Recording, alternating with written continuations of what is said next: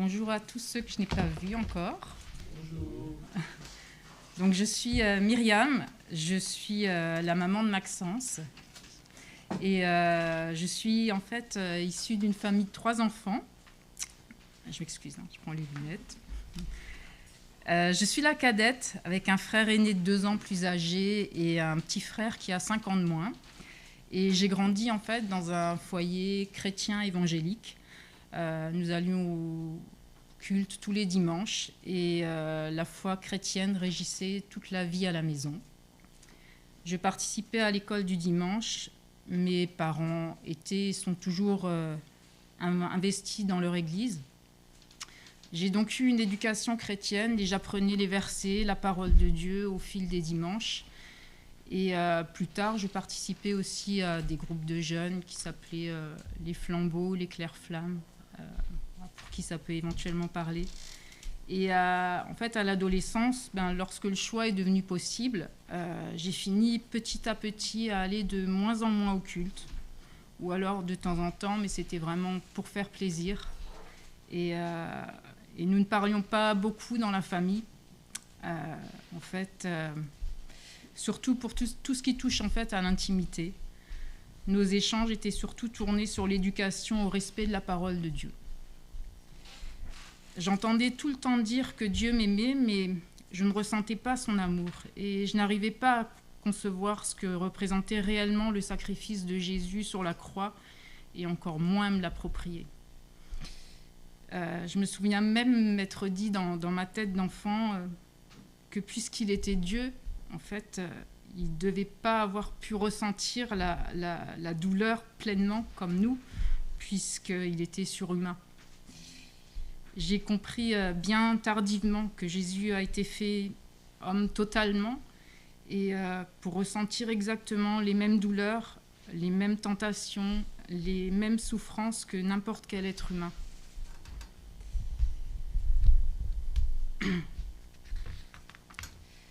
Je n'ai jamais remis en doute la véracité de l'existence de Dieu.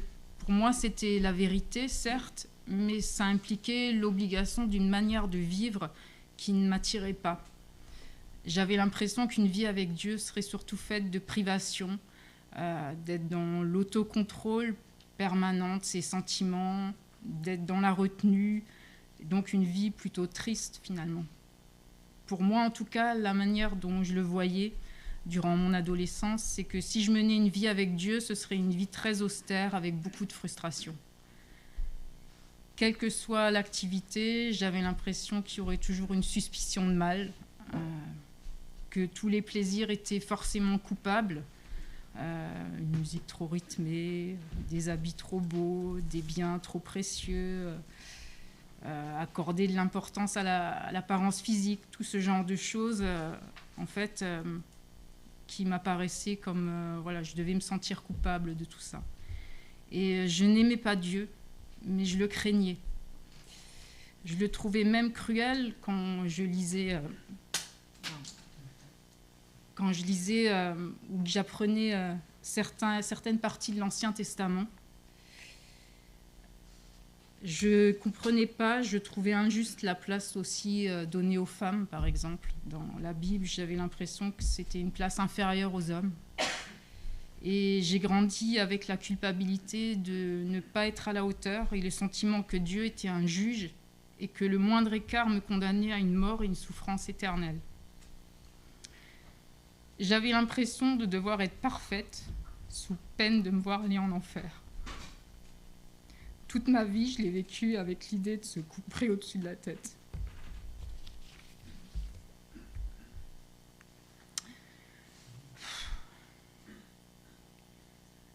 Mon adolescence aussi a été compliquée parce que j'avais une relation conflictuelle avec un frère pour qui j'étais le souffre-douleur à la maison.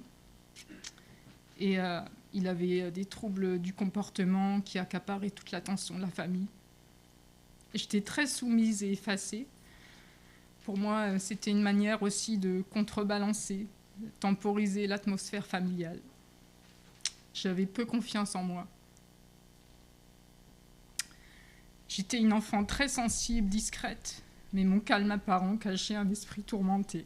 parce qu'en réalité, je vivais avec une angoisse permanente. J'étais très mélancolique, mais je ne partageais rien. J'étais révoltée intérieurement.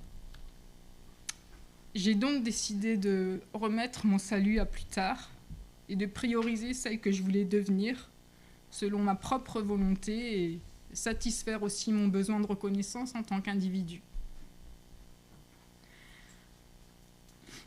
Ayant une éducation plutôt stricte, j'avais commencé à sortir un peu en cachette, avec la complicité d'amis qui vivaient, elles, dans des familles plus permissives. Et à 17 ans, j'ai rencontré un garçon. Pour faire comme tout le monde, je voulais un petit copain et j'ai entamé une relation. J'avais pas eu les palpitations, l'attirance qu'on découvre quand on tombe amoureuse, mais il était gentil, il cochait les cases et je m'en contentais. Merci. La relation a duré, et même si plusieurs fois j'avais tenté de mettre un terme à notre couple pour différentes raisons, j'avais abdiqué parce que je supportais pas le conflit. Je supporte pas les conflits en général, j'ai du mal à les gérer et j'avais abdiqué. Et je me disais que finalement il avait aussi des qualités et que je devais prendre sur moi tout simplement. Et bien entendu, comme le temps passait, j'avais fini par le mettre aussi en relation avec mes parents, ma famille, et je me suis retrouvée dans une situation où j'avais l'impression de ne plus pouvoir faire marche arrière. J'avais grandi avec le discours de la rencontre, du bon, tout de suite, le mariage, etc. Et il y avait encore dans mon esprit l'idée qu'on n'a pas le droit à l'erreur. En fait, j'avais perdu le contrôle de la situation. Et à 22 ans, comme j'étais pas dans des études post-bac et que j'avais toujours nourri le désir vraiment de voler de mes propres ailes et puis accessoirement m'installer au soleil, je suis partie avec lui vivre sur la Côte d'Azur. Je voulais vraiment réussir seule et devenir quelqu'un, exister vraiment par moi-même. Nous avions emménagé dans un studio à Juan-les-Pins et nous avons commencé à chercher du travail. J'ai démarré un poste de commercial en alternance à Antibes pendant 3 ans et nous avons finalement entamé une vie classique de couple, appartement, job, etc. Et moi, je n'avais pas vraiment de relation personnelle à Dieu. Nous avions fréquenté 1 ou 2 fois le culte d'une assemblée à Antibes. C'était une adresse sur recommandation des parents. Mais c'était vraiment dans l'idée toujours de bien faire. Et c'en était resté là. C'était un garçon qui était plus âgé de 5 ans que moi. Il parlait depuis plusieurs temps déjà de mariage, famille. Je repoussais l'échéance à chaque fois. Et puis j'ai fini par dire oui, puisque pour rejoindre ce que je définissais pour notre relation, je me disais intérieurement que si j'avais pas les palpitations, etc., ce serait un mariage de raison et tout le monde serait content. Lui, ma famille et Dieu, car je ne vivrai plus dans le péché. J'avais 26 ans lorsque nous sommes mariés. Il était issu d'une famille catholique, mais personne n'y était pratiquant. Et il était cependant réceptif, pas fermé à la spiritualité ou ce qui s'avérait adéquat. Et nous nous sommes mariés à l'église protestante après avoir suivi une préparation ensemble. Après ce mariage, nous avons continué notre vie à Antibes et j'étais devenue commerciale dans une société pour laquelle je travaille toujours aujourd'hui, après y avoir évolué au fil des années, des mutations géographiques. Et j'étais ni heureuse ni malheureuse dans ma vie, mais j'étais sûre d'une chose, c'est que je faisais la plupart des choses, quelles qu'elles soient, pour les autres avant de les faire pour moi. Et j'avais vraiment le sentiment de ne pas vivre ma propre vie. C'était un sentiment d'échec et une source de mal-être. J'étais sans arrêt dans l'idée de me dire que ce sera mieux après.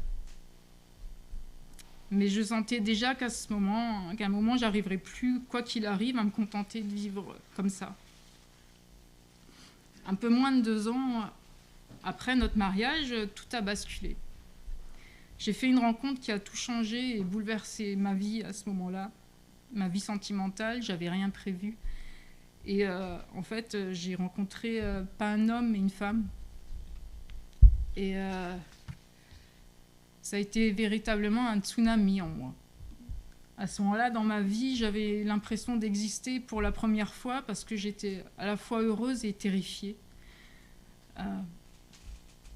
Je découvrais un sentiment et des sensations qui m'étaient jusqu'alors inconnus et à la fois, je savais que je venais de franchir une limite claire vis-à-vis de Dieu. À cette période, étant donné que je n'avais pas saisi l'amour véritable de Dieu pour moi et que je n'avais pas de relation personnelle avec lui, je ne pouvais pas mesurer ma part dans ce qui se passait. J'avais le sentiment que j'avais rien demandé, que ça m'était tombé dessus. Pourquoi est-ce que c'était mal ? À partir de ce moment-là, j'ai vécu des années tiraillées entre mes sentiments que je voyais sincères et légitimes et la condamnation éternelle que me réserverait le jugement de Dieu. J'ai jamais réussi à profiter pleinement de l'instant présent. J'ai réussi à vivre des moments de plaisir, de bonheur, mais qui restaient à chaque fois de courte durée, très éphémères. Et à chaque fois que je vivais des moments de fête, des moments de plaisir pour le commun des mortels, comme on dit, il y avait toujours quelque chose qui me bloquait et m'empêchait de profiter pleinement. J'arrivais jamais à combler ce vide en moi.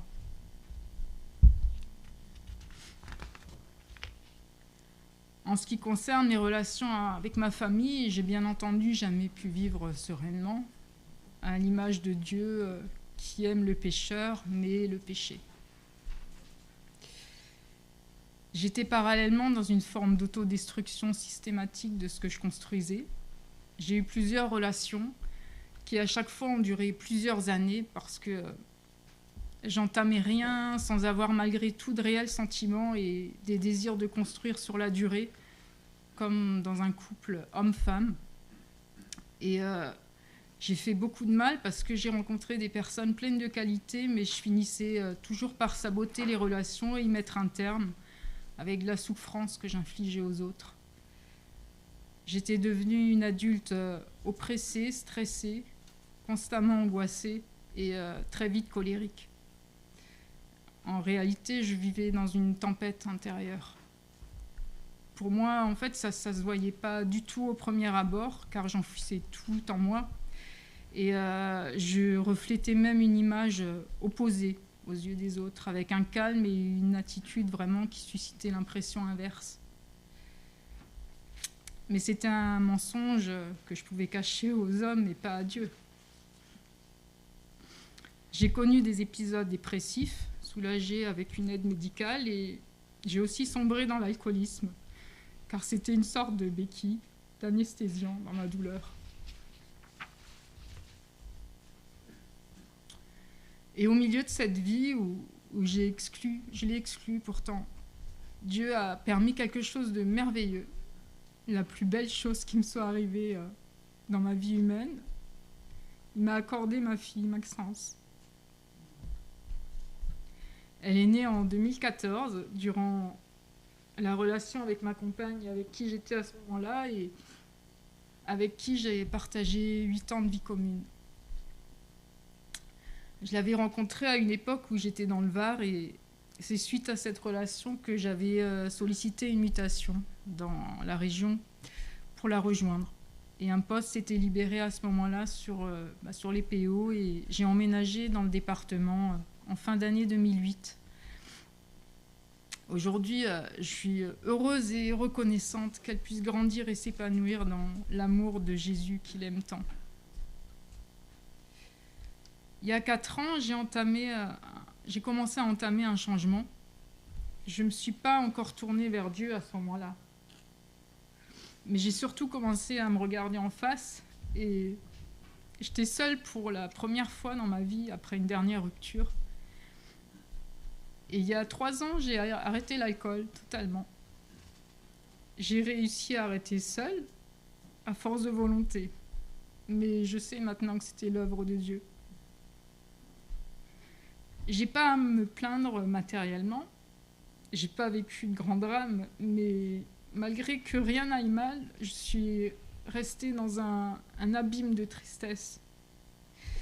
Et mes angoisses se sont même accentuées.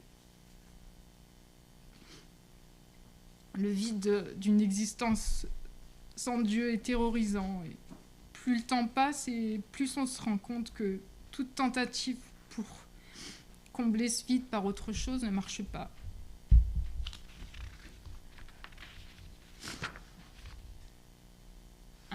Un verset qui me touche particulièrement, que je voulais partager avec vous, est dans Ecclésiaste 3, verset 11. Il fait toutes choses belles au moment voulu.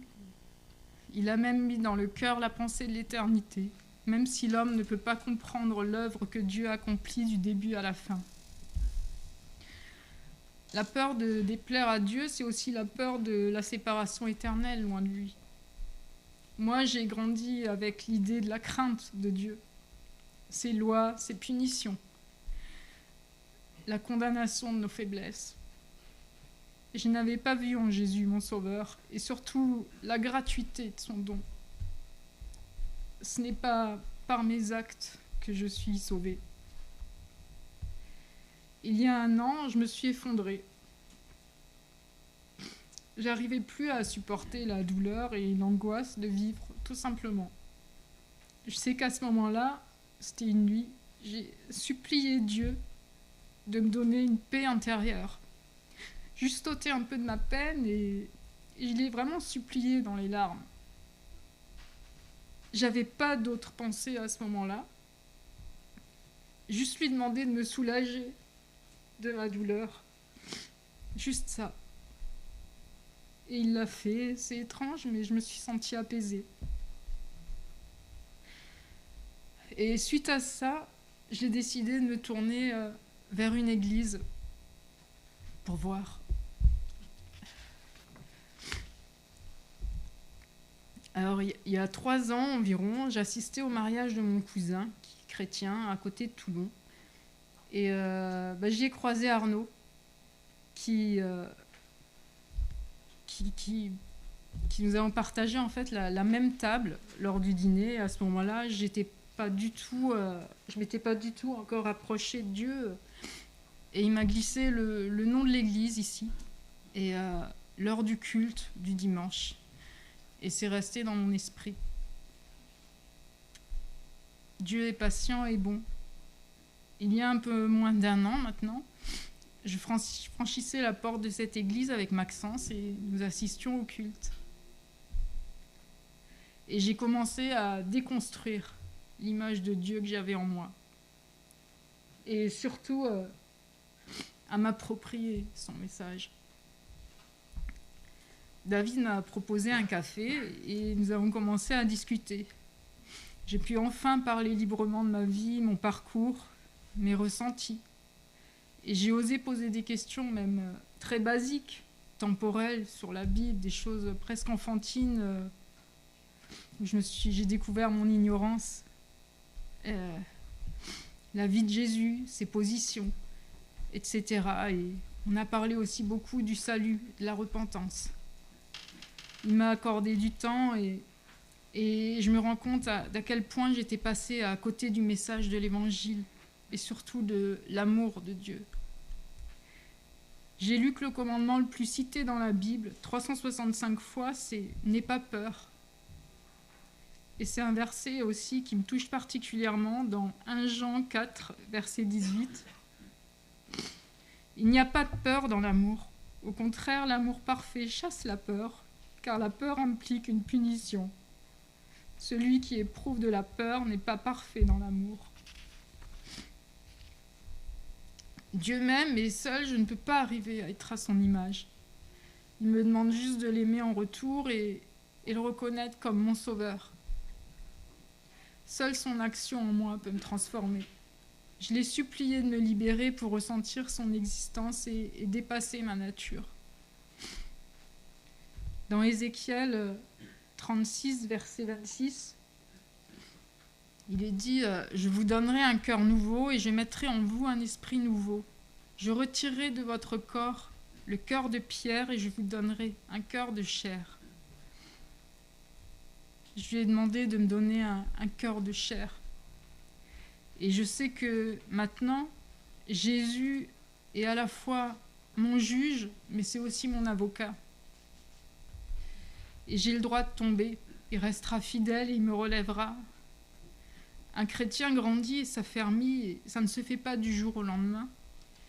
Et je sais que j'ai des combats à mener chaque jour pour lutter contre mon ancienne nature. Mais je sais aussi aujourd'hui que rien n'y est impossible.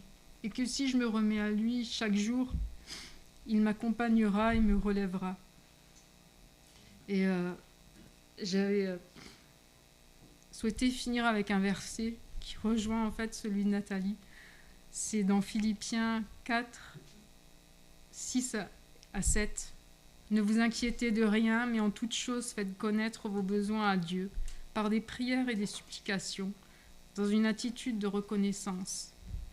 Et la paix de Dieu, qui dépasse tout ce que l'on peut comprendre, gardera votre cœur et vos pensées en Jésus-Christ. Amen.